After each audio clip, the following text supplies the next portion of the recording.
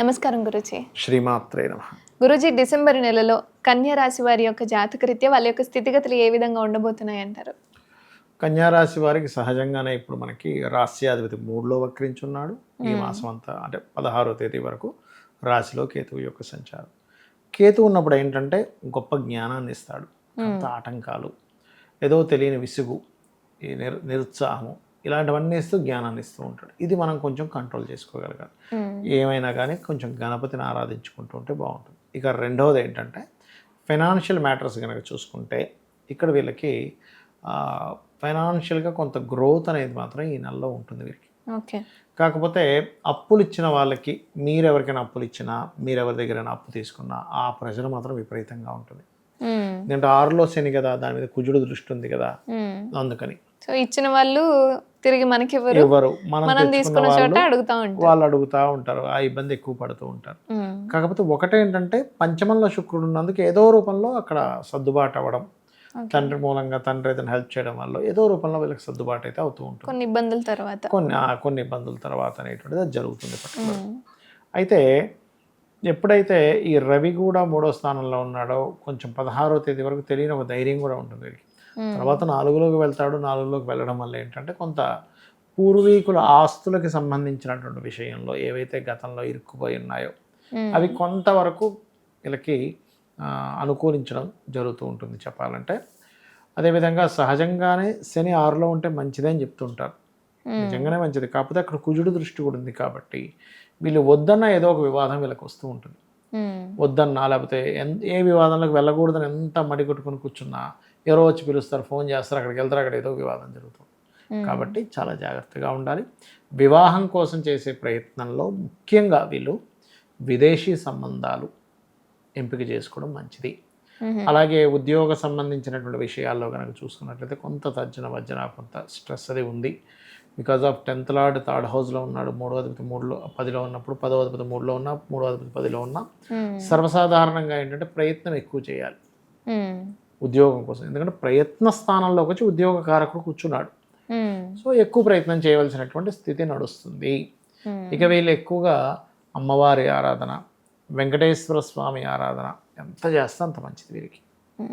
అలాగే వీళ్ళు ఎలాంటి రెమెడీస్ చేసుకుంటే మంచిది అంటారు ఇప్పుడు చెప్పుకున్న పరిణామాలన్నింటికీ పోలిస్తే? ఒకటేనమ్మా, ఇక్కడ నేను చెప్పేది ఏంటంటే తీపి చపాతీలు తినిపించండి. ఈ నెలంతా ఆల్మోస్ట్ మీకు శుక్రుడు అక్కడే పంచమంలో ఉంటాడు కాబట్టి.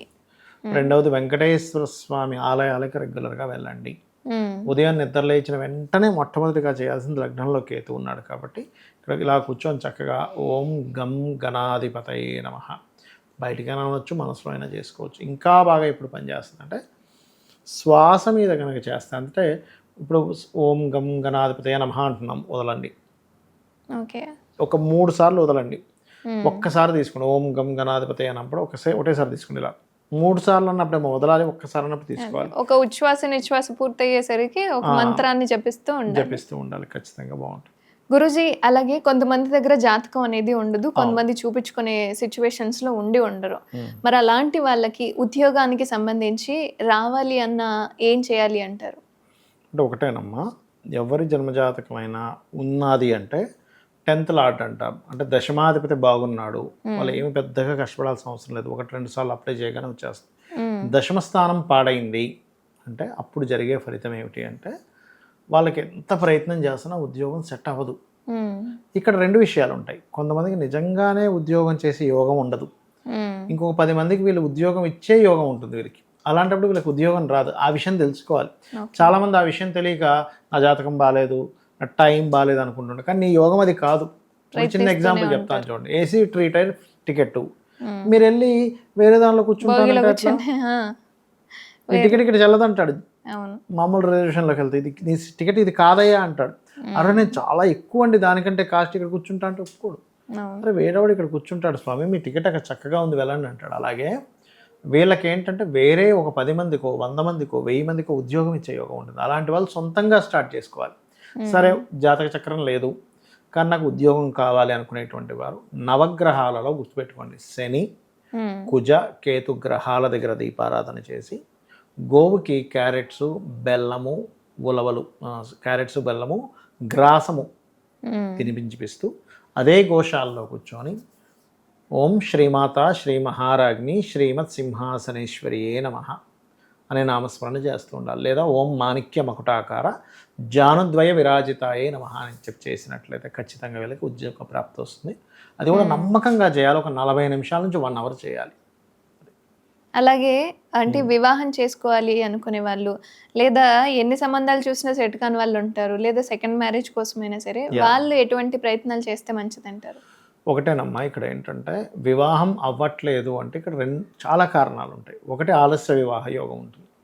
రెండవది అసలు వివాహం అయ్యే యోగం ఉండదు కొంతమందికి. అది చాలా రేర్ కేసు. 1,00,000లో ఒకరికి ఉంటుంది అలా. ఇంకొంతమందికి ఏంటంటే ఎందుకు ఈ జన్మలో ఇంత వివాహం కోసం ఇంత తపన పడాలి అంటే పూర్వజన్మల్లో మంచి జీవిత భాగస్వామి వచ్చినా కూడా వీళ్ళు నెగ్లిజెన్సీ చేస్తుంటారు. అందువల్ల ఇబ్బంది అవుతూ ఉంటుంది. పురుషుడి జాతకంలో శుక్రుడి యొక్క బలం లేదు. శుక్రుడు అంటే స్త్రీమూర్తి, భార్యాకారకుడు. భార్యాకారక గ్రహం బలం లేదు. బలం లేనటువంటి గ్రహం వాళ్ళ జన్మజాతకంలో అంటే జాతకమే లేదనుకోండి, ఉంది కానీ వీళ్ళకి జాతకం తెలియదు. అది వీక్గా ఉన్నప్పుడు వాడు అది అందుకోలేకపోతుంటాడు. ఏ ప్లానెట్ స్ట్రాంగ్గా ఉంటే దానికి సంబంధించి అందుకోవడం జరుగుతుంది వాళ్ళ లైఫ్లో. అప్పుడు ఏం చేయాలి? అమ్మవారి ఆరాధన. అంటే శుక్రుడికి అధిష్టాన దేవత అమ్మవారు, లక్ష్మీ అమ్మవారు కావచ్చు, లలిత కావచ్చు, చేస్తూ ఉండాలి. శుక్రకేతు గ్రహాల దగ్గర దీపారాధన చేయాలి. గోవులకి తీపి చపాతీలు తినిపిస్తుండాలి. అప్పుడు ఖచ్చితంగా వాళ్ళకి వివాహం అవుతుంది. అదేవిధంగా లలితా సహస్రనామాల్లో ఓం కామేశబద్ధ మాంగళ్య సూత్ర శోభిత కందరాయై నమః అనే నామస్మరణ చేయండి, ఖచ్చితంగా బాగుంటుంది. అలాగే గురూజీ, చాలామంది ఎంత ట్రావెల్ చేస్తున్నా సరే ఫినాన్షియల్గా స్టెబిలిటీ అనేది రాదు. సో ఫినాన్షియల్గా వాళ్ళకి స్టెబిలిటీ రావాలన్నా, లేదా ఏ పని లేకుండా ఉన్న వాళ్ళకు కూడా ఏదైనా పని దొరికి కొంచెం సెటిల్ అయ్యే ఛాన్సెస్ ఏమైనా ఉండాలి అన్నా ఏం చేస్తే మంచిది అంటారు? జాబ్ కోసమైతే ఇందాక మనం చెప్పినటువంటి మనకి శ్రీమాత శ్రీ మహారాజ్ని సరిపోతుంది. కానీ ఫైనాన్స్ అనేటువంటి డిఫరెంట్. మళ్ళీ ఇక్కడ ఎలా ఉంటుందంటే గుర్తుపెట్టుకోండి, జాబ్ చేయడం వేరు, డబ్బులు రావడం వేరు. చాలా మంది జాబ్ చేస్తుంటారు కానీ రూపాయి మిగలదు. 1వ తేదీ నుంచి వారం రోజులు అయ్యేసరికి మళ్ళీ డబ్బులు వాళ్ళ దగ్గర వీళ్ళ దగ్గర అప్పు చేయడం, 5,000 2,000 1000 అని చెప్పి తీసుకోవడం, మళ్ళీ నెల జీతం రాగానే వాళ్ళకి ఇచ్చేసేయడం, మళ్ళీ వారం రోజులకల్లా డబ్బులు లేపడం జరుగుతుంది. కరెక్ట్గా బ్యాలెన్స్ అయిపోతుంది, వేరే చోట మళ్ళీ అడగాల్సి వస్తుంటుంది.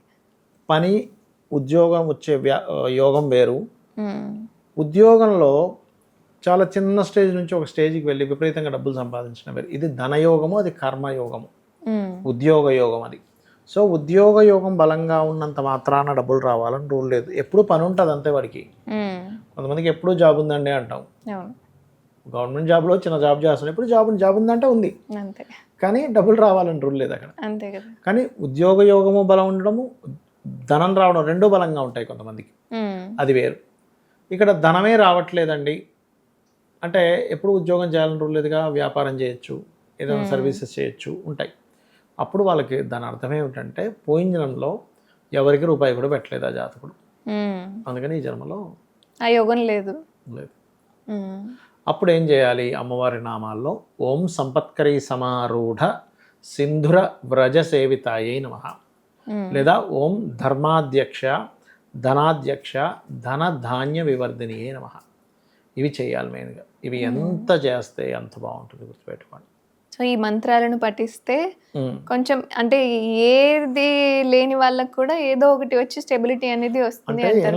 ఏం చేస్తున్నామంటే పూర్వజన్మల్లో ఏదో ఎక్కడో తప్పిదం చేశాము కాబట్టి అమ్మ నన్ను ఇప్పుడైనా సరే నన్ను కరుణించు, ఏదో జరిగిపోయింది. ఇప్పుడు ఆదిశంకరాచార్యుల వారి వృత్తాంతంలో అదే ఉంటుంది. శంకరాచార్యుల వారు ఆ ఉసిరికాయ తీసుకొని కరిగిపోయి లక్ష్మీదేవిని పిలిస్తే ఫస్ట్ లక్ష్మీదేవి వచ్చి చేసింది ఏమిటంటే, శంకర ఇక్కడ ఏ పుణ్యమే లేదు, ఎక్కడ ఇవ్వాలంటుంది. బ్యాంక్ బ్యాలెన్స్ లేకపోతే మనం చెక్ తీసుకెళ్తే వాడు ఎలా అయితే డబ్బులు ఇవ్వడో, మీరు ఎన్ని చేసినా పూర్వజన్మల్లో పుణ్యం లేకపోతే రావు. పుణ్యాన్ని ఇచ్చేటువంటిది కేవలం గంధముతో అమ్మవారిని ఆరాధించడము. అంటే ఇక్కడ ఒక చిన్న లాజిక్ ఉంది. కాబట్టి గంధం అమ్మవారు ఆరాధించేస్తే నీకెందుకు పుణ్యం వస్తుంది అంటే, ఇక్కడ చూడండి, గంధానికి ఎవరు ప్రతీక? గురువు. గురువు ఈజ్ గంధం. ఓకే, అమ్మవారు అంటే విశ్వం, ప్రకృతి. నువ్వు గురువు అంటే మంచి చేయడం, చెడు చేయడం కాదు. గురువు అంటే గైడింగ్ అంటారు. అంటే నువ్వు విశ్వానికి కనుక సరైన గైడింగ్ ఇస్తే అదే అమ్మవారికి గంధం పూజ చేయడం. నువ్వు విశ్వంతో నువ్వు సరిగ్గా లేవు, అన్నీ నెగిటివ్ చేసుకుంటూ వెళ్ళావు, మిస్గైడ్ చేసుకుంటూ వెళ్ళావు, అదే పాపం. పరోపకారం పుణ్యం, ఉపకారం కదా గైడ్ చేయడం అంటే. పరపీడనం పాపం, మిస్గైడ్ చేసావు పీడనం. అంతర్లీనంగా ఉన్నది ఏమిటంటే అమ్మవారి గంధంతో పూజ చేస్తే పుణ్యం వస్తుందని దాని అర్థం ఏమిటంటే బాహ్యంగా కనబడడానికి గంధంతో పూజ, కానీ ఇన్డెప్త్గా నువ్వు సొసైటీకి మిస్గైడ్ చేస్తున్నావా, సరైన గైడింగ్ ఇస్తున్నావా నీ చుట్టుపక్కల వాళ్ళతో, దట్ ఈస్ ద మెయిన్. ధన్యవాదాల గురించి చాలా చక్కటి అంశాలను మాతో పంచుకున్నారు. శ్రీమాత్రే నమః.